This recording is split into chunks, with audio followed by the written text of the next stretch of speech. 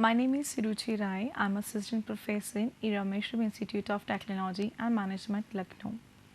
The next topic is historical background and development of profession of pharmacy part 2.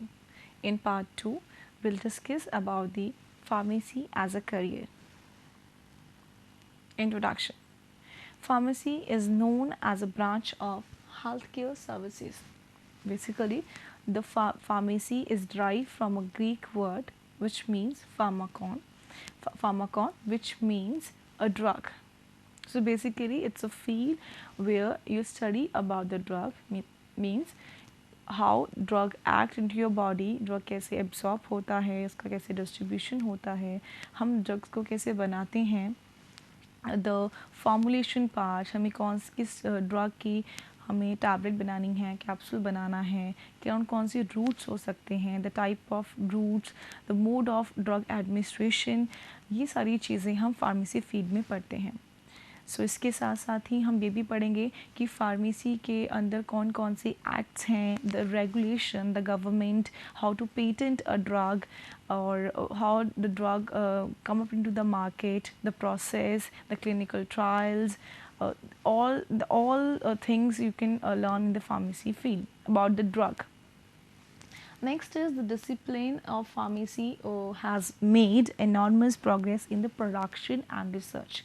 The production of medicines, the tablets were speed up in nowadays production. There's a many drugs which are producing by the pharmaceutical industry, and many research has been there from last years till now. There are many new drugs were developed in the countries, and the pharmaceutical sciences comprises all the stages in product development of a drug. From its discovery means हम drug को कैसे discover करते हैं, मतलब chemical मॉइटीज़ को किस तरह से हम जोड़ के विल फाइंड आउट कि कौन सा प्रोडक्ट है जिसको हम एज अ ड्रग यूज़ कर सकते हैं, किसके अंदर थेराप्यूटिकली इफ़ेक्टिवनेस है और हम कैसे उसको क्योर करने के लिए यूज़ कर सकते हैं. That and their discovery was there, new drug discovery is there, identification was there to identify करना है कि कौन से ड्रग हैं जिनको हम एक पर्टिकुलर डिसीज़ के लिए यूज़ करेंगे, उनकी purity is very important. The percentage purity, will check out the percentage of purity. There are various tests which is performed on the drug to identify their therapeutic effectiveness for a particular disease and their development. After the purity, well, we establish a purity of a drug. We'll see how to develop that drug. Development is the something we need to know. That drug should be in a capsule form, that should be in the tablet form, in suspension. There are many doses form, and aware and see the action of drug. Action of drug is important, where it gives you local action or a systemic action. Local action का मतलब है कि जिस area पे आप उस drug को, उस दवाई को लगाएंगे, वो वहीं पे एक्ट करेगा. जैसे कि कोई भी जेल है, अगर उसको आप अपने हाथ पे यहाँ पे लगाएंगे और यहाँ पे अगर आपको फॉर एग्जांपल स्वेलिंग है या कोई भी आपको रैश हो गया है, सो वो उसको क्योर करता है, तो इट मीन्स वो लोकल एक्शन है, आप उस पर्टिकुलर एरिया पर जाके लगा रहे हैं. और जब हम किसी भी टैबलेट को खाते हैं, that is the systemic action. Systemic action, the local action, they are two different things. You should know कि लोकल एक्शन का मतलब है कि जब आप उसको पर्टिकुलर एरिया पे लगाएंगे, that is a local action. Systemic का मतलब है जब वो आपके ब्लड सर्कुलेशन में जाता है, when it's in your blood stream के अंदर जाएगा, then it called as a systemic action. Then the safety is also important. Safety means the drug should be very safe. It should not give you toxicity will be there if the amount of drug is higher in your blood stream. अगर drug का जो concentration है आपके blood में ज़्यादा होता है और उसके वजह से पेशेंट के अंदर टॉक्सिसिटी आने लगती है, the adverse effects are there of drug. So वो सारी चीज़ें, सेफ्टी भी बहुत इंपॉर्टेंट है कि अगर हम किसी भी फॉर्मुलेशन को लॉन्ग टाइम के लिए स्टोर करते हैं, तो उसके अंदर जो ड्रग है उसका कंसंट्रेशन ज़्यादा या कम होने की वजह से, या फिर उसको डिग्रेडेशन होने की वजह से ड्रग का, उसकी वजह से कुछ ना कुछ हमें एडवर्स इफ़ेक्ट्स मिल सकते हैं पेशेंट की बॉडी में. So drug must be very safe, it should be very safe. Next is formulation. The type of formulation, I've already told you about the formulation part. The formulation must be in the tablet formulation, syrup, emulsion, the type of formulation which is need to be made. The next is the application, how to apply the drug, what are the application of that drug is very important in the pharmaceutical sciences. And another is quality control. Quality control is important. Quality control के अंदर हम बहुत सारे test होते हैं, quality check हुई की जाती है किसी भी ड्रग की. They are many drugs, many test which are enlisted under the quality control topic. So quality control के बाद ही हम उसको पैकेजिंग के लिए आगे उसको पैक कर सकते हैं. सो पैकेजिंग के लिए भी इम्पॉर्टेंट है कि किस ड्रग को हमें कौन सी पैकिंग करनी है. ब्लिस्टर पैकिंग करनी है, पेपर पैकिंग करनी है, बॉटल्स में करना है. बॉटल एम्बर कलर की होनी चाहिए. अगर कोई ड्रग ऐसी ड्रग है, ऐसी फॉर्मुलेशन है जिसे हमें सनलाइट से दूर रखना है या फिर लाइट सेंसिटिव ड्रग है जिसे हम फोटो सेंसिटिव भी कहते हैं. सो ऐसी ड्रग्स के लिए हमें पैकेजिंग का बहुत ध्यान देना होता है जिसके अंदर हम एम्बर कलर बॉटल्स को यूज़ कर सकते हैं. So packaging is also very important part. Then is storage कि किस तरह से स्टोर करना है. आप लोगों सभी ने देखा होगा, कोई भी आप फॉर्मुलेशन देखेंगे आपके घर में या टैबलेट देखेंगे, सभी ही आपकी जो फॉर्मुलेशन है उनके पीछे एक डायरेक्शन दिया होता है. स्टोरेज के लिए एक इंडिकेशन दिया होता है कि आपको उस ड्रग को 4 डिग्री सेल्सियस पे स्टोर करना है या फिर आपको उसको डार्क प्लेस में रखना है या फिर आपको उसको कूल प्लेस में रखना है. सो ये these directions are very important. So उस डायरेक्शन के अकॉर्डिंग ही हमें उस ड्रग को वहाँ पे स्टोर करना है. If we store the drug according to the direction given on the label, so उस तरह से हम उसकी सेफ्टी को बचा सकते हैं. ड्रग उसकी वजह से डिग्रेड नहीं होगा एंड हम उसकी प्रॉपर्टीज़ को बिल्कुल स्टोर कर सकते हैं. So the indication, the storage is also very important. And labeling is also the part of this. Then came to the stability studies. Stability studies were also performed on the pharmaceutical products. Stability studies के अंदर हम उसके लिए stability studies के भी बहुत सारे process होते हैं, बहुत सारे टेस्ट होते हैं जिससे हम टेस्ट कर सकते हैं कि कोई भी फॉर्मुलेशन कितने समय तक स्टेबल रहेगी. इसीलिए उसके ही बेसिस पे हम डिसाइड करते हैं कि किसी भी फॉर्मुलेशन की एक्सपायरी डेट, आप सबने देखा होगा कि एक्सपायरी डेट जो होती है उसी के बेसिस पे हम लिखते हैं. तो एक्सपायरी डेट को चेक करने के लिए we know the stability studies हमें परफॉर्म करनी पड़ेगी. स्टेबिलिटी स्टडीज़ के अंदर एक्सेलेरेटेड स्टेबिलिटी स्टडीज़ भी होती हैं जिसके अंदर हम देखेंगे कि किसी भी ड्रग को 6 ईयर्स में या 6 मंथ तक स्टोर करने पे उसके अंदर क्या चेंजेस आते हैं. जिसके अंदर हम क्या करेंगे कि जो भी आपकी फॉर्मुलेशन होगी उसे 3 महीने के लिए हम एक ऐसी स्टोरेज कंडीशन में रखेंगे जिस स्टोरेज कंडीशन में आपको उसको रखना चाहिए, जो इंडिकेशन उसके लिए इम्पॉर्टेंट है. So that according to that indications आपको स्टोर करना है एंड देन उसके बाद उसके ऊपर टेस्ट परफॉर्म करेंगे एंड चेक करेंगे कि उसके अंदर कोई डिग्रेडेशन तो नहीं हो रहा, कोई चेंजेस तो नहीं हो रहे. सो आफ्टर चेकिंग दैट अगर उस टेस्ट को पास करता है तो आप उस ड्रग को उसकी स्टेबिलिटी स्टडीज़ के अकॉर्डिंग हम उसके ऊपर एक्सपायरी डेट जो है वो मैंशन कर सकते हैं. Then these are the bodies, that is Pharmacy Council of India. This is the website of the Pharmacy Council of India. It is a central body. It's a central body constituted under the Pharmacy Act. According to Pharmacy Act, the Pharmacy Council of India was constituted in 1948. Then next is All India Council for Technical Education, which is also called as AICTE, and this is the website. This is the website for AICTE and established under the Act. This is again Act in 1987.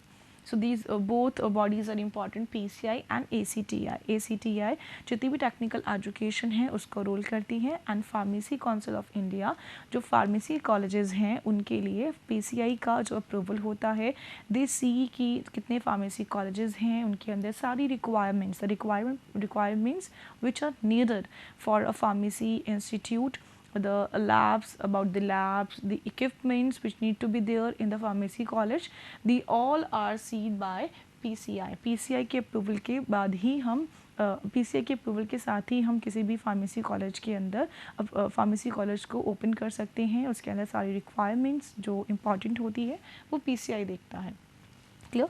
The next is In 1937, Professor Mahadev Lal Shroff, which is called as the father of pharmacy, started the first pharmacy college. So आपको याद रखना है कि first pharmacy जो college था वो Banaras Hindu university है, which is called as BHU in Banaras. So first pharmacy college वहीं पे open हुआ था, and it is opened by Mahadev Lal Shroff in 1932. And next is since a tremendous number of pharmacy colleges spread across the country, अब आजकल तो बहुत सारे pharmacy colleges जो हैं they are here in the country, and these are the list. There is some list of the course offered by the pharmacy college. बहुत सारे pharmacy colleges के अंदर ये सारे course होते हैं जो offer किए जाते हैं. Number 1 is D-Pharm. This is also called as diploma in pharmacy. Diploma in pharmacy के approximately there are a number of colleges is 564, and B-Pharm के लिए B-Pharm कोर्स है. B-Pharm जो आप लोग सब कर रहे हैं, B-Pharm फर्स्ट ईयर स्टूडेंट्स. सो B-Pharm के अंदर approximately 382 number of colleges are there, and the doctor of pharmacy, which is Pharm D के अंदर there are 44 colleges, and master of pharmacy, which is called M-Pharm को आप B-Pharm जब आप complete कर लेंगे 4 ईयर का, उसके बाद आप M-Pharm कर सकते हैं, which is masters in pharmacy, और उसके नंबर ऑफ कॉलेजेस आर 132. सो B-Pharm के लिए B-Pharm 4 साल का कोर्स होता है, D-Pharm 2 साल का कोर्स होता है. सो B-Pharm के अंदर क्या होता है कि जो D-Pharm के अंदर आप पढ़ते हो वो एक ब्रीफ चीज़ें होती हैं, बट B-Pharm के अंदर आपको और ब्रॉडर वे में उसको पढ़ना होता है. सिलेबस के अंदर ब्रॉड सिलेबस है, बहुत सारे सब्जेक्ट्स हैं जो आपको पढ़ने होते हैं, इन डिटेल पढ़ने होते हैं बेसिकली B-Pharm के अंदर. सो उनको हम इन डिटेल पढ़ते हैं, and the number of practicals are also more in the B-Pharm, and after B-Pharm is of 4 year, 4 साल की होती है B-Pharm, एंड उसके बाद आप मास्टर्स कर सकते हैं, which is M-Pharm. So M-Pharm के लिए भी आपकी डिफरेंट ब्रांचेज हैं, जैसे कि फार्मास्यूटिक्स है, फार्मास्यूटिकल केमिस्ट्री है, फार्माकोलॉजी है, एंड फार्माकोग्नोसी है. सो ये सारी डिफरेंट ब्रांचेज हैं, as well as quality control, quality assurance भी एक ब्रांच है जिसके अंदर you can do the M-Pharm, which is masters of pharmacy.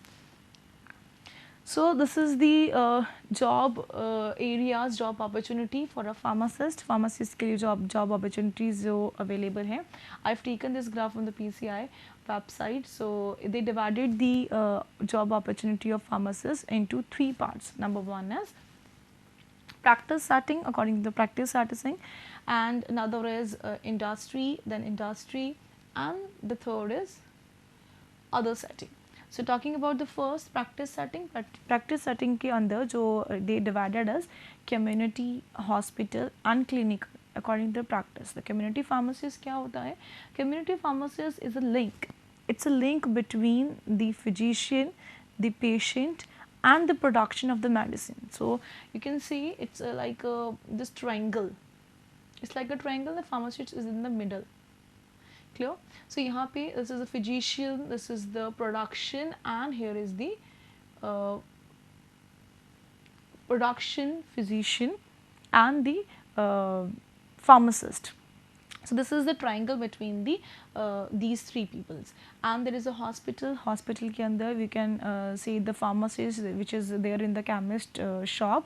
So वहाँ पे practice करते हैं hospital pharmacist के अंदर. Hospital pharmacist क्या करता है? Its responsibility is to see all the medicines in the hospital. सारी medicines को available करवाना hospital के अंदर, और the requirements जो होती हैं hospital की उसको see through करेगा. That is the hospital pharmacist responsibility. Another is clinical.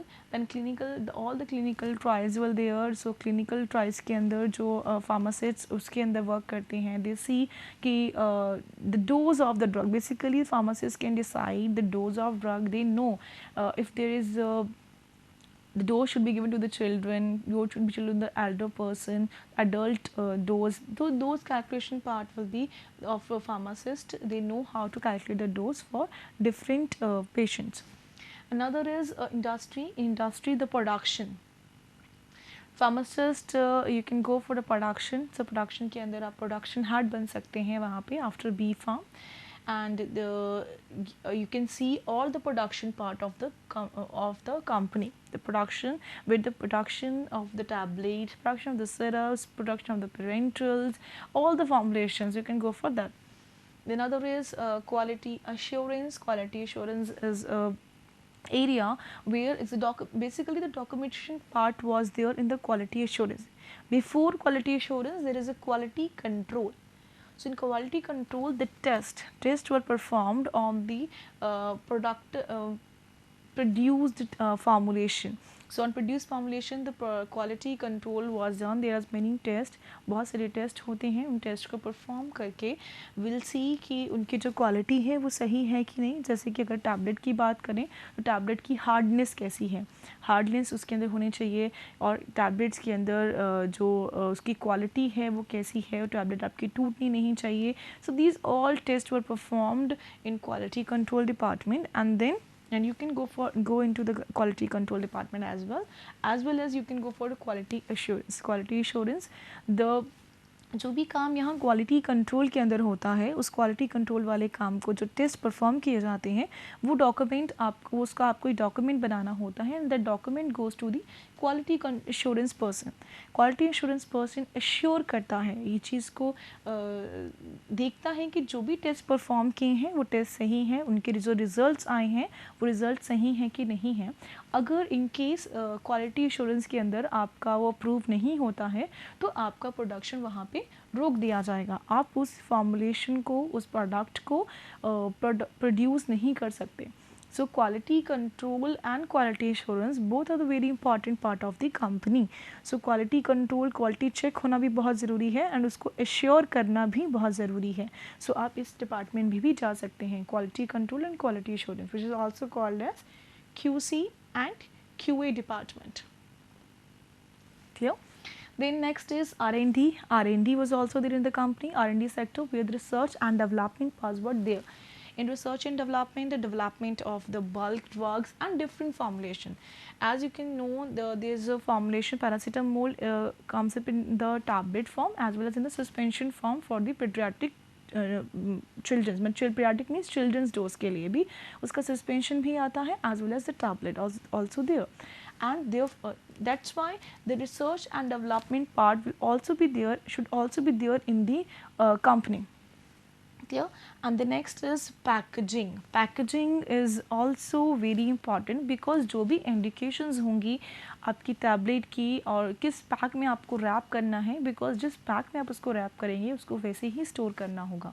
So packaging is important. किस कौन सी पैकेजिंग होनी चाहिए और किस तरीके की पैकेजिंग होनी चाहिए. पैकेजिंग शुड बी डबल, उसे डबल करना है, सिंगल करना है.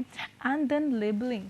Labelling is also the part of packaging. Packaging के अंदर ही लेबलिंग भी आता है.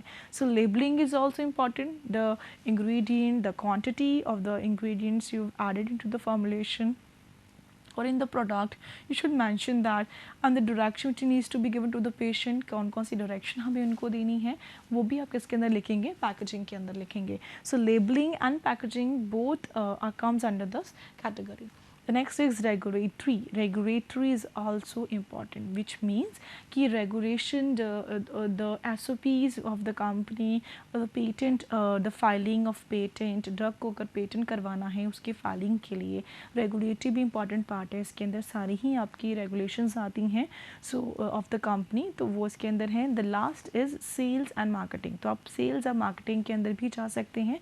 ये भी बहुत अच्छा department है, sales and marketing.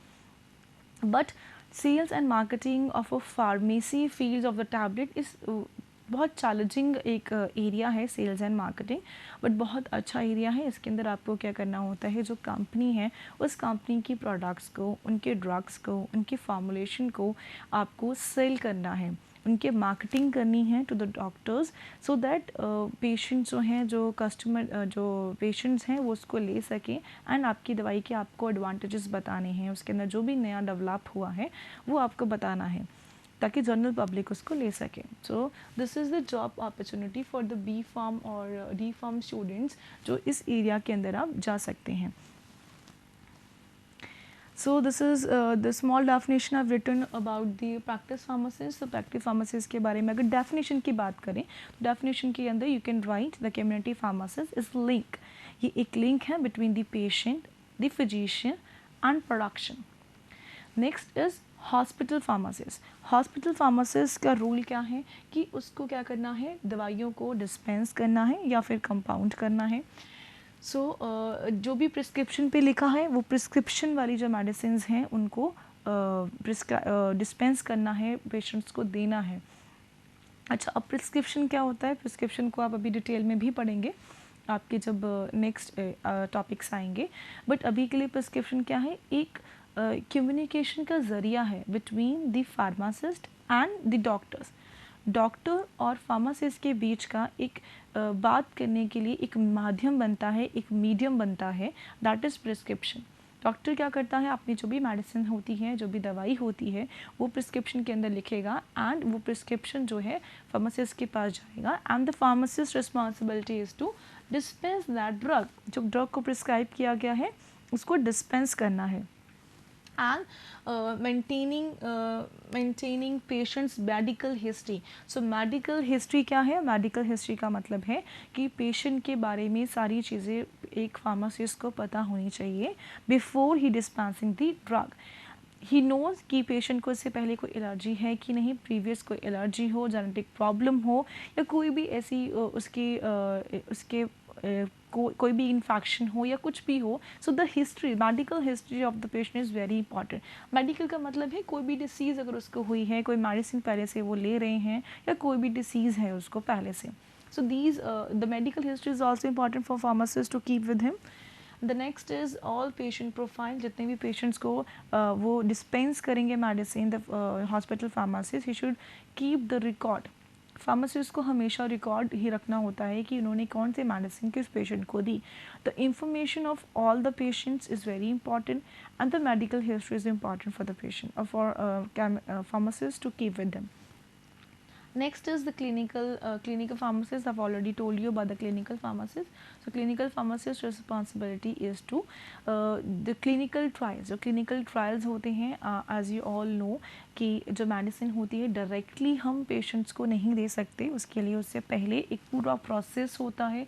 उस पूरे process में सबसे पहले animal पे जो testing करते हैं, उसके बाद हम क्या करते हैं, ह्यूमन वॉल्टियर्स लेते हैं। ह्यूमन वॉल्टियर्स लेने के बाद हम उनके ऊपर उस जो भी आपका ड्रग होता है, जो भी फॉर्मुलेशन है, जैसे हम टेस्ट करना चाहते हैं, उसको हम उनको देते हैं एंड विल सी क्या एडवर्स इफेक्ट्स आ रहे हैं या क्या एक्शन है उसका और किस स्पीड से रिकवरी हो रही है, ये सारी चीज़ें हम चेक करते हैं। So clinical pharmacist is also important to check the clinical process के अंदर जितनी भी चीज़ें होती हैं, giving the medicine, testing to see कि ड्रग कैसे काम कर रही है, whether the adverse effects are there or not, toxicity are there or not. So ये सारी चीज़ें देखने के लिए एक क्लिनिकल फार्मासिस्ट की ज़रूरत होती है। सो आप इसके अंदर भी जा सकते हैं। Next is industry. In industry the production. जल्दी से इसको देख लेते हैं कि प्रोडक्शन की डेफिनेशन आप कैसे लिख सकते हैं। मैंने आपको ऑलरेडी एक्सप्लेन कर दिया है। प्रोडक्शन के अंदर production pharmacy graduates can work as a production person की तरह आप काम कर सकते हैं। वहाँ में एज अ केमिस्ट भी आप काम कर सकते हैं, वहाँ पे एज अ प्रोडक्शन मैनेजर की तरह काम कर सकते हैं, एक ऑफिसर की तरह वहाँ पे काम कर सकते हैं। ये डिफरेंट पोजीशंस होती हैं प्रोडक्शन डिपार्टमेंट के अंदर। Next is analysis and testing. आप एनालिसिस एंड टेस्टिंग के अंदर भी कर सकते हैं, जिसका मतलब है quality control and quality assurance वाले डिपार्टमेंट में भी आप काम कर सकते हैं। सो इसके अंदर रिस्पॉन्सिबिलिटी क्या होगी, आइडेंटिफिकेशन करना है, characterization करना है of a drug or a dosage form which are required, which is very important, and the quality control or quality assurance have numerous importance in a view of current GMP regulation. GMP, the full form of GMP is good manufacturing practicing, जिसके अंदर सारे rules हैं कि किस तरीके से हमें manufacture करना है अगर किसी ड्रग को, तो हमें कौन कौन से रूल्स को फॉलो करना है। तो वो सारी guidelines were there in the GMP regulation. Next is regulatory affairs. Drug Control Administration is the main regulatory body governing and implementing the rules, all the rules, all the regulation which needs to be followed in the pharmaceutical industry. They come under the regulatory affairs. Regulatory affairs के अंदर भी आप अपना जो क्या कहते हैं job कर सकते हैं regulatory affair में। And the next is marketing. So marketing is also very challenging job and it's very excellent as well. So marketing भी, marketing department में भी आप जा सकते हो. इसमें MR की जो पोजीशन होती है वो आप ले सकते हो. उसमें आपको क्या करना है, अपनी भी जो भी कंपनी से आप एफिलिएटेड है उसकी मेडिसिन को सोल आउट करना है, सेल करना है, और उसकी एज वेल एज मार्केटिंग भी करनी है कि आपकी जो फॉर्मुलेशन है वो अच्छी किस तरह से है as compare to the already available drugs in the market. उसके बाद अदर सेटिंग्स में आते हैं. एकेडमिक्स में भी आप जा सकते हैं. एकेडमिक्स में आपको आफ्टर पोस्ट ग्रेजुएशन आप जा सकते हैं. जब आप मास्टर्स कर लेंगे, मतलब एम.फार्म कर लेंगे, और जिस भी फील्ड में आपने एम.फार्म की है आपको एक स्पेसिफिक फील्ड में एम.फार्म करनी होती है. सो स्पेसिफिक फील्ड के बाद आप क्या कर सकते हैं, एकेडमिक्स में जा सकते हैं, मतलब आप टीचिंग कर सकते हैं. सो आप एक कॉलेज के अंदर, जिसके अंदर फार्मेसी कॉलेज में आप एक टीचिंग कर सकते हैं, मतलब आप B.Pharm स्टूडेंट्स को पढ़ा सकते हैं. The next is higher education. Higher education में AICT ने सैंक्शन की हैं ये सारी ब्रांचेस सैंक्शन की हैं, जैसे कि pharmaceutics is a branch, pharmaceutical chemistry is also a branch, pharmacognosy, pharmacology, quality assurance, regulatory affairs and biotechnology etcetera. These are the branches जिसके अंदर आप M.Pharm कर सकते हो अगर आप B.Pharm के बाद हायर एजुकेशन में जाना चाहते हैं. The next is research. You can also go for a research. आप रिसर्च में भी जा सकते हैं जिसके अंदर आपको न्यू ड्रग डिस्कवरी करनी होगी, एक नोबल ड्रग को डेवलप करना होगा और डिज़ाइन करना होगा डोजेस फॉर्म को. ये और प्रोसेस ऑफ द डेवलपमेंट, किस तरह से आप उसको बनाएंगे, उसका प्रोसेस, और उसके अंदर हम किस ड्रग की हम कौन सी फॉर्मुलेशन बना सकते हैं. You need to check that. Next is drug inspector. You can also go for a drug inspector. They are very important component of the drug regulatory activities के लिए drug inspector की responsibility है. उसको एक definite area दे दिया जाता है. उस definite area में he needs to know कि जो भी medical shop है उसके अंदर वो सारी requirement of the medical shop is important because there should be a definite area. जितनी भी आपके मेडिसिन हैं वो एक सीक्वेंस में लगी होनी चाहिए, अल्फ़ाबेटिकल ऑर्डर में या फिर नंबरिंग के ऑर्डर में होना चाहिए. सो ड्रग इंस्पेक्टर की रिस्पॉन्सिबिलिटी है कि ये सारी चीज़ों को देखना. और जिन ड्रग्स को हमें फ्रीज़र में स्टोर करना है तो वो फ्रिज में स्टोर हैं कि नहीं है. सो ये सारी रिस्पॉन्सिबिलिटी है ड्रग इंस्पेक्टर की. तो वो सारी उसमें भी आप एज अ ड्रग इंस्पेक्टर भी जॉब कर सकते हैं. Next is the career scope for pharmacy profession. Pharmacy profession के लिए करियर स्कोप को जल्दी से देख लेते हैं.